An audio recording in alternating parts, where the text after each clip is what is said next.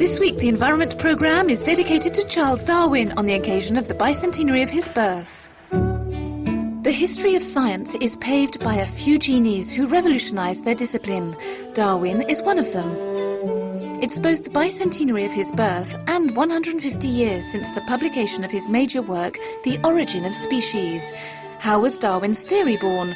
How did it revolutionise biology? Why does it still cause debate despite irrefutable proof through genetics? All these questions make of Darwin and his theory a fascinating subject. But what is the very essence of his theory? Living species, animals and plants, live in an environment, and in this environment there are variations. There's no plant or animal that is exactly the same as its neighbour, and these variations are either an advantage for it in the environment in question, or neutral, or a disadvantage. The carriers of advantageous variations would of course be lucky, be extra lucky in having access to the environment's resources, and to transmit this advantage to their descendants. It's in this way, according to Darwin, that species change. Darwin establishes this revolutionary theory through observation. In 1831 he sets off on his boat, the Beagle, in which he travels the world. For him this is the most important part of his life. 5 years to observe all biodiversity, and it's during a stopover at the Galapagos Islands that he comes to his conclusion. So here we have the two specimens of mockingbirds from the Beagle voyage collected by Darwin himself and Captain Fitzroy. And these two specimens are slightly different. They're from different islands, and they're different to specimens he saw on the South American mainland. And it was these birds, the mockingbirds, which began to make Darwin think about how islands' isolation could lead to the separation into slightly different forms, an idea which he began to think about in evolutionary terms. These two stuffed mockingbirds are also the starting point of a major exhibition at the Natural History Museum in London.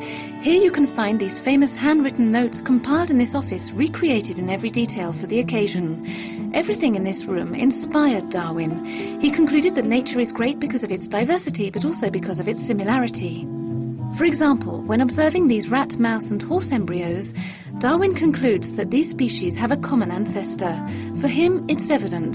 This observation is confirmed a century later thanks to modern apparatus bringing material biological proof that Darwin did not have when he was alive. First of all, it proved the common origin of living beings. The genetic code, which is the correspondence between DNA and proteins, is the same for all living organisms. There are no other reasonable explanations other than supposing that it's because all living beings are from a common ancestor.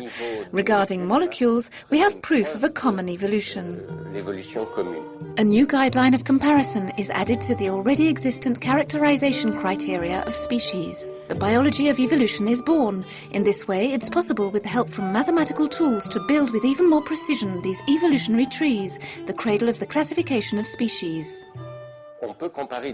We can directly compare the DNA sequence which forms genes and chromosomes. We have a large amount of information, and information which isn't biased by how we look at it, which is more neutral information. It allows us to take up the classification once again, to compare living species, and of course things have changed. Not so long ago we thought that the human was a lot closer to the gorilla than the chimpanzee. Now molecular data clearly show that the chimpanzee is closer to the human being, so there have been changes in classification. Man comes from the ape, a hypothesis that still shocks many minds today.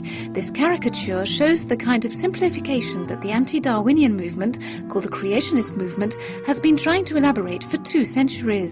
The Creationists contest this image of man reduced to the simple state of living species.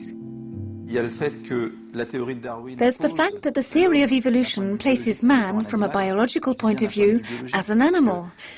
One of the reactions from the majority of the creationist movement says, Darwin has made of man an animal, so man behaves like one. Such are the arguments of the creationist movement, born in the United States, where 65% of the population adhere to it, but more than half moderate what it advocates with the emergence of a new trend called intelligence design. This new crusade admits the evolution of the species while conserving divine intervention with regards to life's origins. This more subtle discourse is arriving in Europe.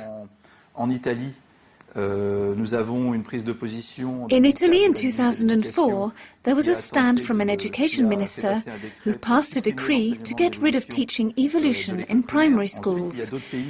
There are other countries, like the Netherlands, with an education minister in favor of a simultaneous teaching of intelligence design in the scientific debate on evolution. Du dessin intelligent, ou du moins d'une prise en considération du dessin intelligent. There are some adamant stands, like in Poland and Serbia, where they have purely and simply tried to forbid the Darwinian theory of evolution. So far, all these attempts have been in vain. Darwin obviously hadn't expected the evolution of mentalities along with the evolution of species. In any case, 2009 will celebrate his genius, for in the image of Einstein, who revolutionized physics a century ago, biology was also reborn and will leave its mark forever.